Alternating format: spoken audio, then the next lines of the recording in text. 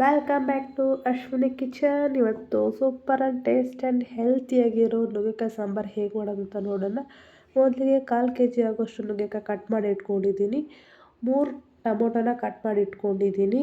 ಹಾಗೆ ಸ್ವಲ್ಪ ಅರಿಶಿನ, 2 ಸ್ಪೂನ್ ಆಗೋಷ್ಟು ಖಾರದ ಪುಡಿ, ರುಚಿಗೆ ತಕ್ಕಷ್ಟು ಉಪ್ಪು, ಸಾಂಬಾರು ಪೌಡ್ರ್ ತೊಗೊಂಡಿದ್ದೀನಿ 2 ಸ್ಪೂನ್ ಆಗೋಷ್ಟು, 200 ಗ್ರಾಮ್ ಅಷ್ಟು ಬೇಳೆನ ತೊಳೆದು ವಾಶ್ ಮಾಡಿ ಇಟ್ಕೊಂಡಿದ್ದೀನಿ. ನಾನು ನಾಟಿ ತೊಗರಿಬೇಳೆ, 1 ಟೊಮೊಟೊ ಕಟ್ ಮಾಡಿ ಇಟ್ಕೊಂಡಿದ್ದೀನಿ ಚಿಕ್ಕದಾಗಿ, ಚಿಕ್ಕದಾಗಿ ಈರುಳ್ಳಿ ಕಟ್ ಮಾಡಿ ಇಟ್ಕೊಂಡಿದ್ದೀನಿ, 2 ಒಣಮೆಣಸಿನ್ಕಾಯಿ, ಕರಿಬೇವು ತೊಗೊಂಡಿದ್ದೀನಿ, ಹಿಂಗೆ ತೊಗೊಂಡಿದ್ದೀನಿ, ಸ್ವಲ್ಪ ಸಾಸಿವೆ, ಜೀರಿಗೆ, ಹಾಗೆ ಬೆಳ್ಳುಳ್ಳಿ ತೊಗೊಂಡಿದ್ದೀನಿ.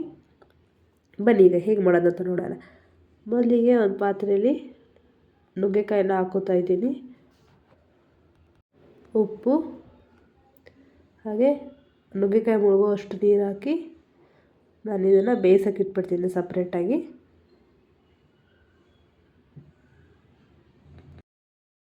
ಹಾಗೆ ಕುಕ್ಕರ್ಗೆ ಬೇಳೆನ ಹಾಕ್ಕೋತಾ ಇದ್ದೀನಿ, ತೊಳೆದಿಟ್ಕೊಂಡಿರೋ ಬೇಳೆ, ಹಾಗೆ ಟೊಮೊಟೊ ಕೂಡ ಹಾಕ್ಕೋತಾ ಇದ್ದೀನಿ, ಬೆಳ್ಳುಳ್ಳಿ, ನೀರು, ಅರಿಶಿನ ಪೌಡರ್, ಸ್ವಲ್ಪ ಎಣ್ಣೆ, 1 ಸ್ಪೂನ್ ಆಗೋಷ್ಟು. ಸೊ ಈಗ ಲಿಡ್ ಕ್ಲೋಸ್ ಮಾಡಿ 4 ವಿಸಲ್ ಆಗೋವರೆಗೂ ಬಿಟ್ಬಿಡ್ತೀನಿ. ಇದು ನಾಟಿ ಬೇಳೆ ಆಗಿರೋದ್ರಿಂದ 4 ವಿಸಲ್ ಮಾಡ್ಕೋತೀನಿ. ನಿಮಗೆ ಅಂಗಡಿ ಬೇಳೆ ಆಗಿದ್ದರೆ ನೀವು 2 ವಿಸಲ್ ಸಾಕಾಗುತ್ತೆ. ನೋಡಿ ಎಷ್ಟು ಸಾಫ್ಟಾಗಿ ಆಗಿದೆ, ಸಾಕೀಗ. ಇದನ್ನು ನಾವು ಸ್ಮ್ಯಾಶ್ ಮಾಡ್ಕೊಳ್ಬೇಕು ಚೆನ್ನಾಗಿ. ನಾನು ತುಂಬ ಸಾಫ್ಟಾಗಿ ಬೆಂತಿರೋದ್ರಿಂದ ಸ್ಪೂನಲ್ಲೇ ಮಿಕ್ಸ್ ಮಾಡ್ಕೊತಾ ಇದ್ದೀನಿ.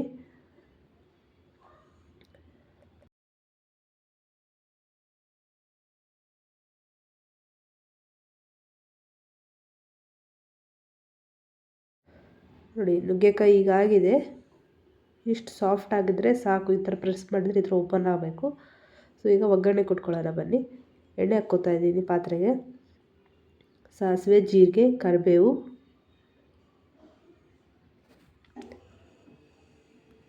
ಒಂದು ಒಣಮೆಣಸಿನ್ಕಾಯಿ ಹಾಕ್ಕೋತಾ ಇದ್ದೀನಿ,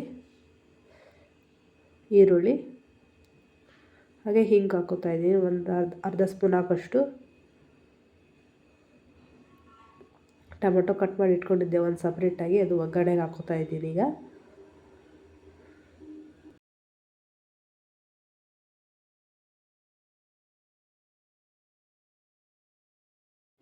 ಅರಿಶಿನ ಪುಡಿ ಹಾಕ್ಕೋತಾ ಇದ್ದೀನಿ, ಉಪ್ಪು. ಅರಿಶಿನ ಪುಡಿ, ಉಪ್ಪು ಹಾಕೋದ್ರಿಂದ ಟೊಮೊಟೊ ತುಂಬ ಬೇಗ ಸಾಫ್ಟಾಗಿ ಆಗುತ್ತೆ.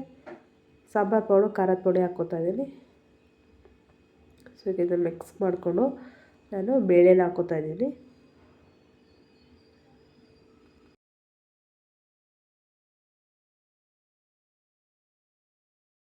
ಹಾಗೆ ಬೇಯಿಸ್ಕೊಂಡಿರೋ ನುಗ್ಗೆಕಾಯಿ ಸಹ ಹಾಕ್ಕೋತಾ ಇದ್ದೀನಿ. ಸೊ ಸಿಂಪಲ್ಲಾಗಿ ಟೇಸ್ಟಿಯಾಗಿ ನುಗ್ಗೆಕಾಯಿ ಸಾರು ರೆಡಿಯಾಗಿಬಿಡುತ್ತೆ. ಇದೇ ಥರದ ರೆಸಿಪೀಸ್ ಬೇಕಂದರೆ ನಮ್ಮ ಚಾನಲ್ನ ಸಬ್ಸ್ಕ್ರೈಬ್ ಆಗಿ, ಲೈಕ್ ಮಾಡಿ, ಹಾಗೆ ಸಪೋರ್ಟ್ ಮಾಡ್ತಾಯಿರಿ. ಹುಣಸೆ ರಸ ಹಾಕ್ಕೋತಾ ಇದ್ದೀನಿ ನಾನು 4 ಸ್ಪೂನ್ ಆಗೋಷ್ಟು. ಸೊ ಪ್ಲೇಟ್ ಮುಚ್ಚಿ ಹೈ ಫ್ಲೇಮಲ್ಲಿ 5 to 8 ಮಿನಿಟ್ಸು ಚೆನ್ನಾಗಿ ಕುದಿಸ್ಬೇಕು. ಲಾಸ್ಟಿಗೆ ಕೊತ್ತಂಬರಿ ಸೊಪ್ಪು ಹಾಕ್ತಾಯಿದ್ದೀನಿ.